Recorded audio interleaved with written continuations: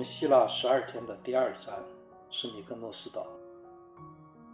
爱琴海南部这一片200多个岛屿叫基克拉泽斯群岛，米克诺斯岛是其中之一。由于渡轮工人罢工，我们改乘飞机，从雅典机场到米克诺斯岛，一起一落也就20多分钟。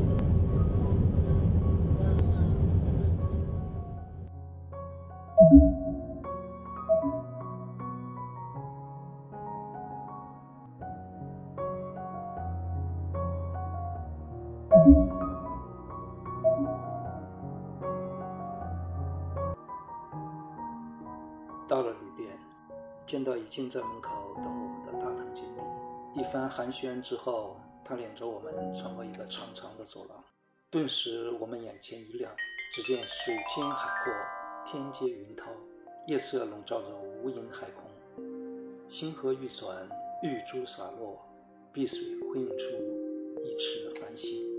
我们在池边坐下，接过冰镇的毛巾擦去额头的汗水，海风轻轻将一路疲惫吹得干干净净，一边品尝着送来的冰激凌，一边欣赏着眼前的景致。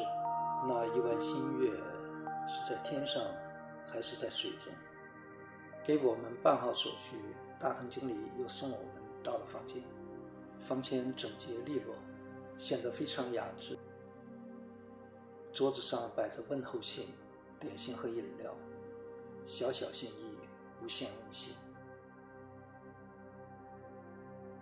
轻轻推开阳台的门，夜色宁静，只有远处的灯火依然通明，一阵阵涛声伴着人们渐入梦乡。米科诺斯岛不大，东西或者南北之间的距离都差不多10多公里。这个小岛近年因旅游业，尤其是丰富的夜生活及对同性恋的包容而闻名于世。在希腊神话中，众神之王宙斯曾大战巨人族，他的儿子大力神霍拉克勒斯前来助阵，他将巨人从老巢引出，终于将他们打败。巨人们死后，他们的身躯化成了米克诺斯岛。米克诺斯是岛上主要城镇，在岛上你可能会听当地人说 Kara， 指的也是米克诺斯镇。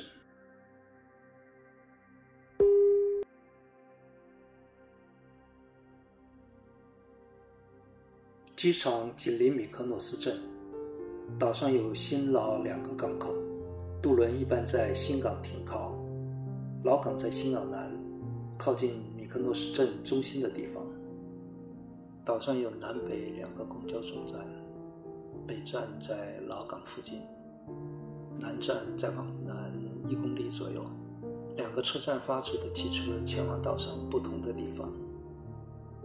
岛上的景点基本都集中在米克诺斯镇中心一带，步行完全可以，半天时间应该足够。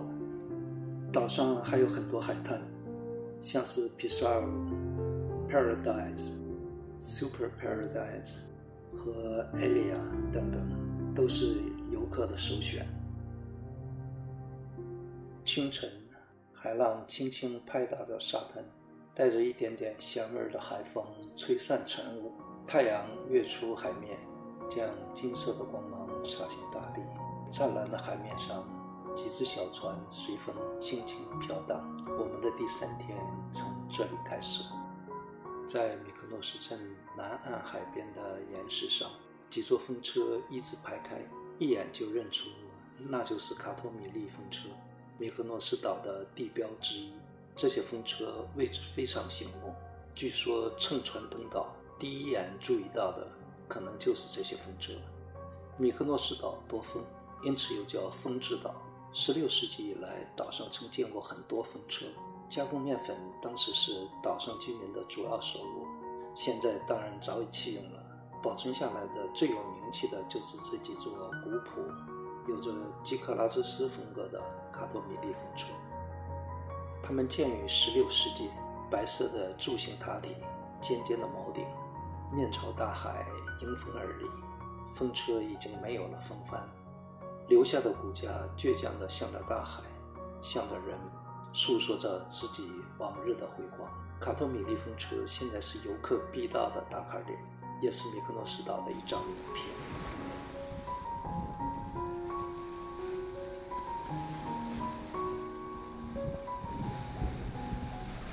在米克诺斯岛上，经常能看到懒洋洋的小猫，它们似乎早已看惯了人来人往、车水马龙，任凭你喧嚣吵闹，依然闭目安神，享受着海风和阳光。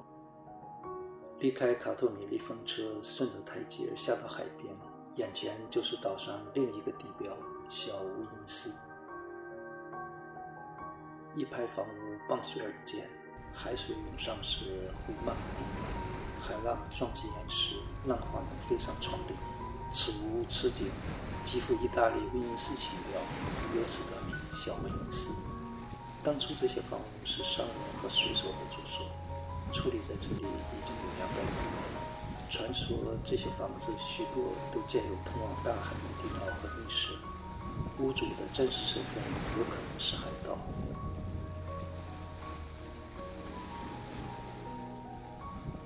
如今传说是真是假都不重要了，在小威尼斯，各色小店、餐厅、酒吧比肩接踵，目不暇接。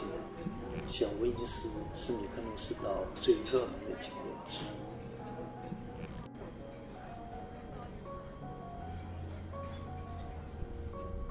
如果幸运，在小威尼斯附近，你也许能遇到米克诺斯岛上的吉祥物鹈鹕。那还是很多年以前，一只鹈鹕受伤落在了岛上，岛上渔民精心呵护，给它治伤。这只鹈鹕伤愈后就留在了岛上，很快就受到了岛上居民的喜欢，并给它起了个名字佩德罗，老倔头了一时。有一次佩德罗飞到了领岛，被扣留了。为了要回佩德罗，米克诺斯岛的居民把官司打到了法院。当归还佩德罗时，米克诺斯岛上的居民举办了盛大的庆祝活动，迎接佩德罗回家。佩德罗在岛上生活了多年，1985年12月，不幸死于车祸。看到岛上居民非常伤心，一位客人送给米克诺斯岛一只鹈鹕，起名叫艾莉。接着，德国汉堡动物园也送了一只，就叫佩德罗。再后来，岛上居民又收留了一只受伤的鹈鹕，叫尼古拉。现在岛上至少有3只鹈鹕在悠闲地逛街呢。过了小威尼斯，穿过小巷，就看到了著名的普拉波尔蒂阿尼教堂。在希腊的海岛上，到处都可以看到大小不一的教堂。小小的米克诺斯岛上就有300多家教堂。这座普拉波尔蒂阿尼教堂是当地历史最悠久的教堂，也是岛上出境率最高的教堂。这座教堂由几座独立的小教堂构成，从1425年开始陆陆续续，一直到17世纪，用了好几百年才建成。它造型独特，有拜占庭风格，同时又有明显的杰克拉泽式建筑的特色。它通体洁白，在湛蓝的天空和海水衬托下，显得格外纯洁神圣。杰克拉泽式建筑的特点是房屋低矮、方正、平顶，作为个体看似随意，毫无章法，但整体却是自然和谐，毫无突兀。这些建筑墙面为纯白色，在阳光的照耀下甚至有些刺眼。基克拉瑟斯群岛的日照时间长而且强烈，白色的墙面能够降温防暑，保护建筑。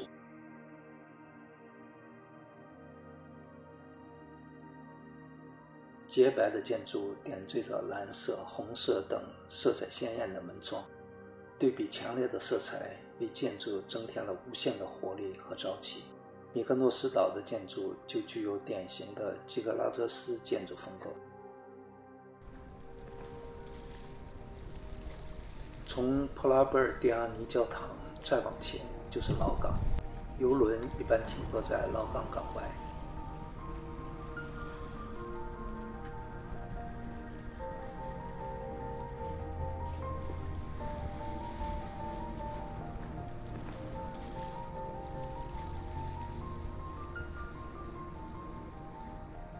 从老港稍微往回一点，是爱好摄影的朋友打卡的地方——小红教堂。红颜色的教堂在岛上比较少见。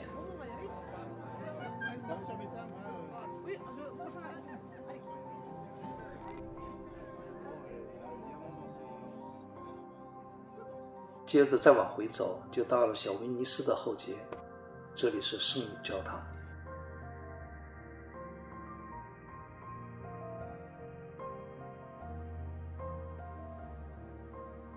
这里小巷狭窄，弯曲复杂，所以米克诺斯镇又有迷宫之称。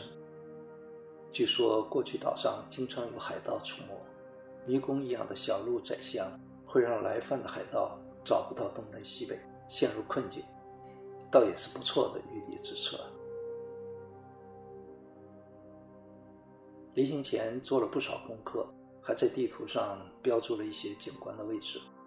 到了实地基本没用上，因为不管怎么准备，十有八九还是会迷路，干脆莫不如就按步等车，闲游缓行，浏览店铺，品尝美食。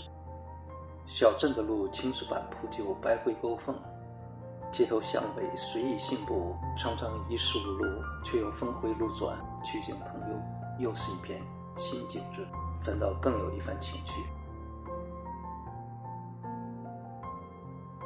迷路也无所谓，地方就那么大，转来转去总能找到你要去的地方。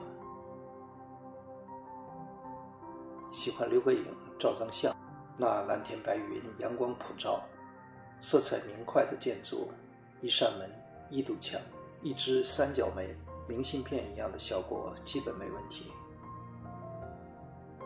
米克诺斯镇不大，步行半天完全可以慢慢逛完。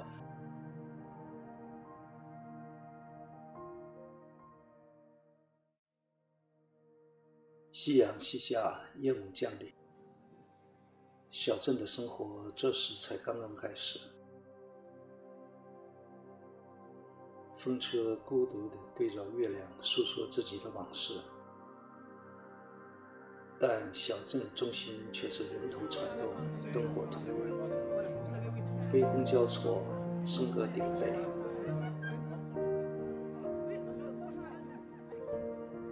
在小威尼斯找个位置，一杯鸡尾酒，一份海鲜，看夕阳归大海，观余晖落沙滩，怎不忘去一切烦恼。